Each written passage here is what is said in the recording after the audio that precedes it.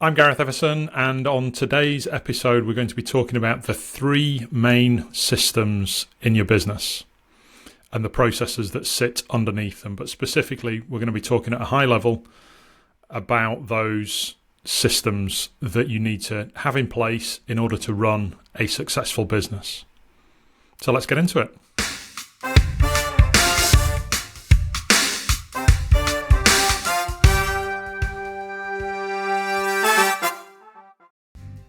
So the first thing that we need to think about is actually what is a system? The biggest misunderstanding around systems is that a system is a piece of software. And the reason that is that these software companies that are out there have millions of dollars worth of budget, and they're trying to persuade you that their software is the system that you need. When in actual fact, businesses are structured around groups of processes that you run your business on, and the system is the grouping of those processes. So the three main ones are: how do you attract leads that become clients? How do you onboard those new clients? And once you've onboarded them, how do you delight them so that they will refer you or review you or conduct repeat sales with you? Those are your three main systems with regards to sales and marketing that you need to get right in your business. So let's first of all remove this idea that a piece of software is a system. It's not. A piece of software can help you manage processes that are part of those systems, but we need to think at a higher level than a piece of software, or even a higher level than a single process, and think about our systems as a whole. So that's attraction, onboarding, and delight. Let's cover each in turn. You might have picked up there a subtle reference to three words that begin with R, and those are specifically referrals, reviews, and repeat sales. Now, those three words are really key, because if you're wondering, have I got my systems in place correctly? If you're not getting at least one of those three things from every client relationship that you have, then something along the way is broken in your systems. Those three R's again. Whether you're getting referrals from a client, whether they're writing you a review, or whether they're willing to buy from you again. In other words, are you making repeat sales with them? If we're not getting one of those three things, that's where we know that we've got a systems problem. Now, you could have little bottlenecks along the way, but the fundamental outcome that you're looking to achieve is that with every client, unless something's gone wrong on your part, with every client you should be getting one of those three R's. So one of the three R's is your desired outcome from your relationships with clients. So with that in mind, let's dive into each of those three systems. And we'll start with the most common one that people think about, and that's how do you attract more clients, the attraction phase. And this breaks down into three key processes, and I'll take you through them now. You'll see where this is going. There's an acronym that brings all of our processes together at the end, and you might be able to guess it as we go along with this. Now, the first part of the attraction phase is finding leads who might be the right fit for your business. So it's that lead identification, lead generation, lead capture. So it's leads is the first part of our attraction system. Who are they? Where are they from? What problems do they have? And how do we shape our offer to get them to come into our ecosystem in such a way that they're willing to leave us their details? How do we capture that lead into our universe, if you like? It will go into software, but how do we capture that lead and their interest? So that's the first step of the attraction system. The second step is then, we know that leads don't have perfect knowledge about the problems that they have or how to address those problems. So the second part of our attraction system is education. So we've got the leads. The second step is how do we educate that lead around understanding their problem a little bit more, understanding the circumstances that have got them to that point, and helping them to understand and be educated about how they can address those problems. And if you remember the 3 parts of the sales funnel, top of funnel, middle of funnel, bottom of funnel, we need to be taking them through that journey with our content. Now that's probably going to be some email content, it's probably going to be blog posts, it's probably going to be video posts. We'll cover the education process on another podcast, but in a nutshell, that's what education is as the second part of our attraction phase. The third process that forms our attraction system is how we then have that interaction with that lead. Let's call it simply the meeting phase. So how do you go from the point of somebody expressing interest, at least at arm's length, perhaps giving you their contact details, to having built up an understanding of what their problem is and recognizing that you can help solve that problem through the content that you've shared with them? How do we then either get on a call with them or go and visit them or have them visit us to be able to take that a step further and have a conversation about how your services can help them address their problem? So the 3 steps of the attraction system are leads, education, and meetings. So how do we know that we've successfully got to the end of the attraction system before we're turning them into a client? There'll come a point, either in their understanding or in that discussion that you're having with them, where you're receiving a signal from them that they're interested in working with you. They're bought into having understood and having recognised that they want to solve that problem that they have. They're bought into the fact that you are credible and you're a good authority at being able to help them address those problems.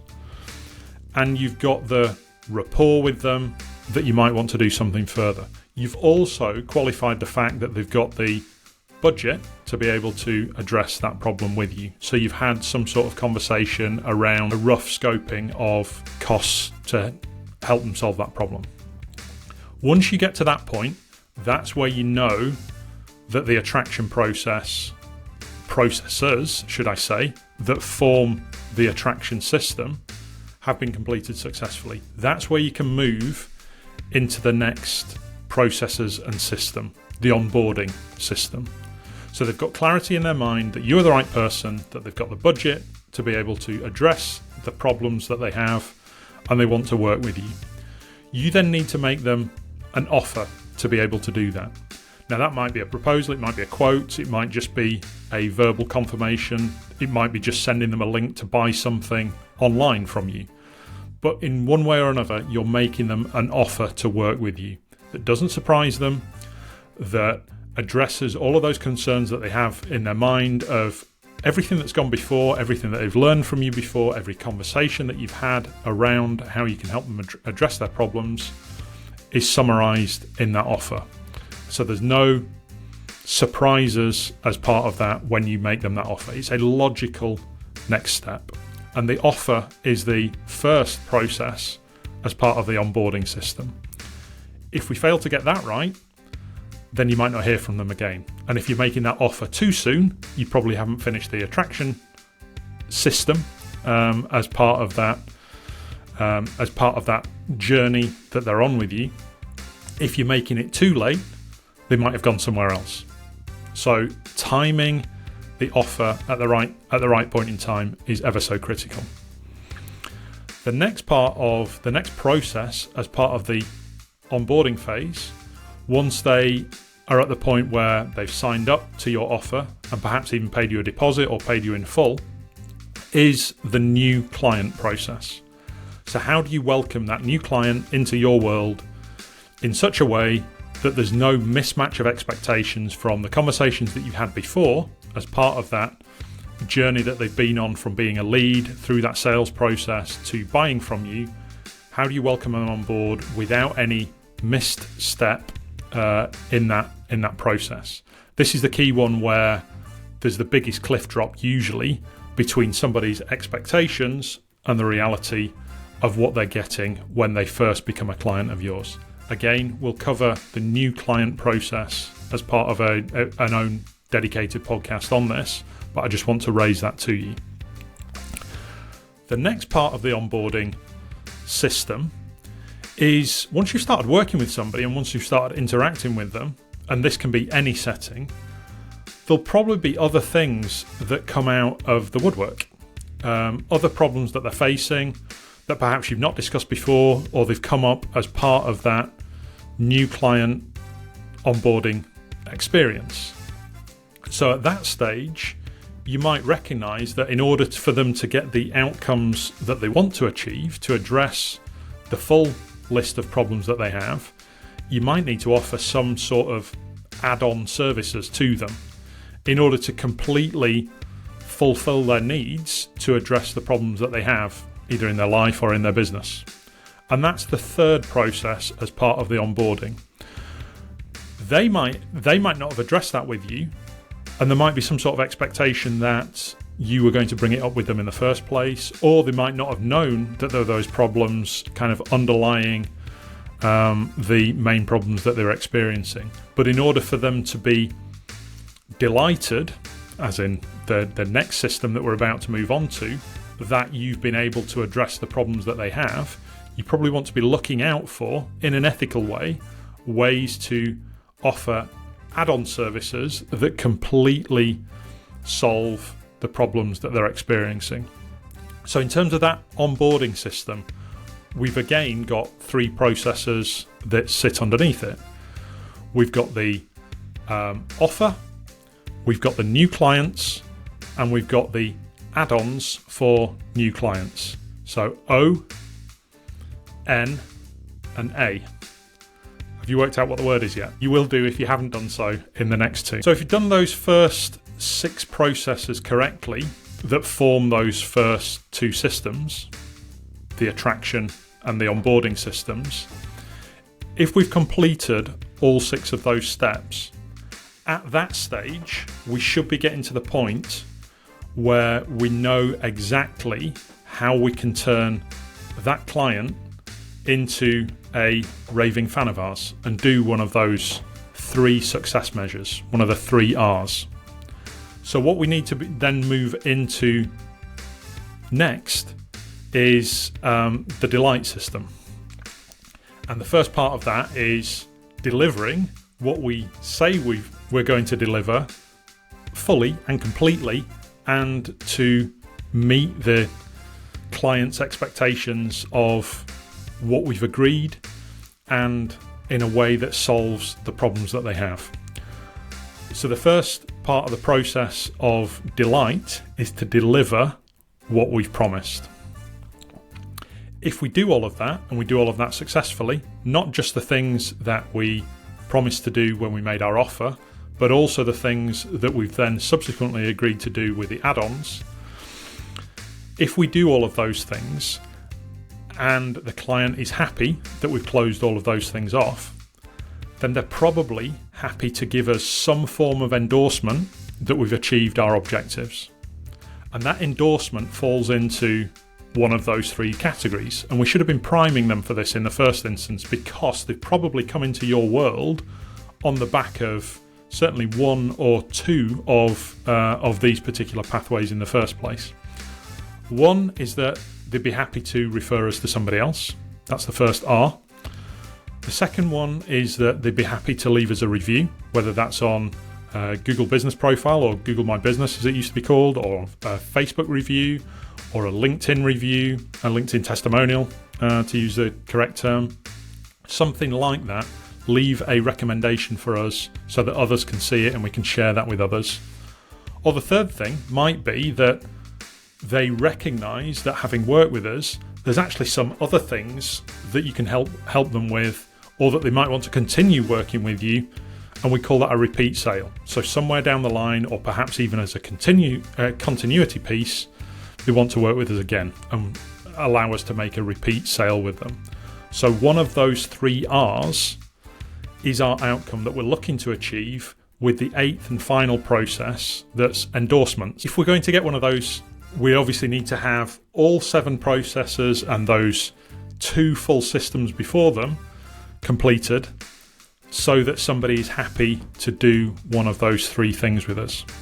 So if we take it end to end, our 8 processes are the lead, how we educate them, the meeting that we have with them, the offer that we make to them to sign up with us, onboarding them as a new client, the end, offering them any further services that address their problems, so add-ons, delivering what we promised to deliver to them, either in that first offer or the add-on sales that we made with them, and then asking them in a polite way to leave us an endorsement. So those 8 processes are summarized by the word lemonade, and you might have already seen our software is called Lemonade Plan because it covers all 8 of those processes that manage those 3 critical systems that exist in your business. So takeaways from this episode: a system is not necessarily a piece of software. Software or different pieces of software act as tools that you can use in order to manage the processes that form part of our overall 3 sales and marketing systems: how we attract, how we onboard, and how we delight our clients. The 8 processes sit underneath that, and in order to achieve that final process in the mix, receiving that endorsement, one of those 3 R's, we need to have achieved every single process to the delight of that client. So those are our 3 systems. Those are the 8 processes that sit underneath them. I'll cover all 8 of those processes on future episodes, starting with leads on the next one. You can get a insight into what these 3 systems and 8 processes are if you go to the website. If you go to solopreneur.com/EP7, you'll be able to get the show notes that go with this, and you'll be able to see a summary of what those 3 systems are and the 8 processes that sit within them. So until the next time, thanks for listening, and if you've got any questions, don't hesitate to let me know.